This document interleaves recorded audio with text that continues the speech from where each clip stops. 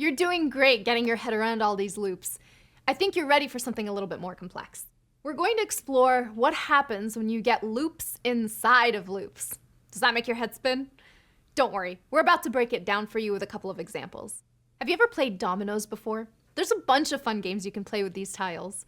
In case you're not familiar, each domino tile has two numbers represented by a collection of dots carved on each half of the tile. The numbers go from 0 to 6. Tiles can be rotated so that each combination of numbers is represented only once in a set of domino tiles. In other words, the 2-3 tile is the same as the 3-2 tile, and there's only one per set. Now, imagine we wanted to write a program that prints each domino tile in a set. If we take all of the tiles that have 0 on the left, we can print tiles with numbers from 0 to 6 on the right. That should be easy to do with a for loop. But what about tiles that have 1 on the left? Well, we need to skip the 1-0 tile because that one was already printed as 0-1. So, we could print a list of tiles with 1 on the left and numbers from 1 to 6 on the right. When we look at 2, we would need to skip both 0 and 1, and so on. Are you following along? How do you think we'd write the code for this? Turning this into code means that we'd need to write two for loops, one inside the other.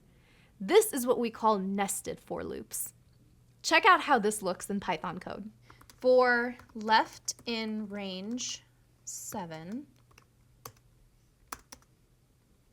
for right in range left 7, print, we're going to do left bracket plus str left plus pipe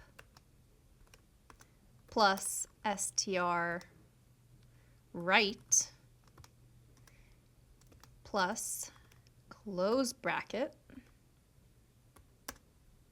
end equals space.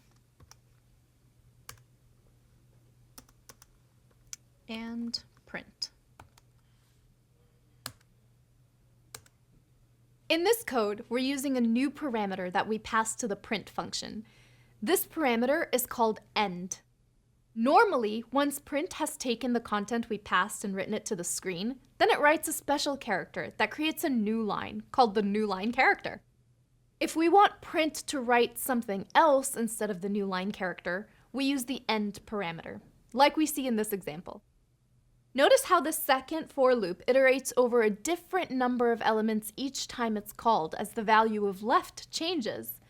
Depending on what you want to achieve with your nested loops, you may want both loops to always go through the same number of elements. Or you might want the second loop to connect to the first one. Let's look at a different example. Let's say you run a local girls' basketball league in your town. You have 4 teams that will play against each other in the league, both at home and away. You've stored the names of the teams in a list, like this. We want to write a script that will output all possible team pairings. For this, the order of the names matters because for each game, the first name will be the home team and the second name is the away team. And of course, what we don't want to do is have a team playing against itself. So, what statement do we need to use to avoid that? To do this, we need to use a conditional that makes sure we only print the pairing when the names are different. Check out what this looks like.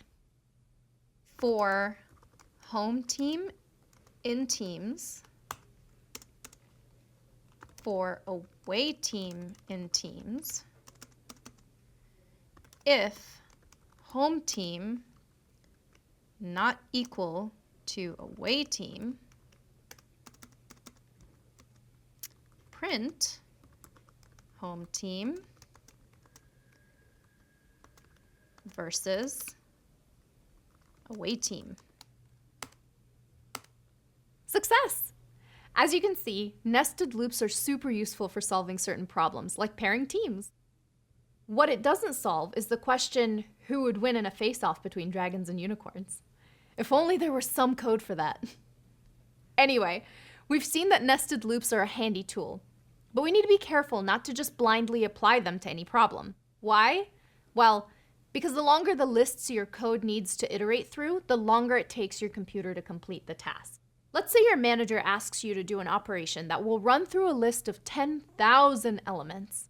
If the operation takes 1 millisecond per element, the whole loop would take 1 millisecond times 10,000 to complete, which is 10 seconds.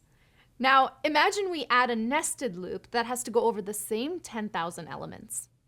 This means that each iteration of the outside loop would do a full iteration of the inside loop, which again would take 10 seconds to go through the whole list. So now the whole iteration takes 10,000 times 10 seconds, which is 100,000 seconds.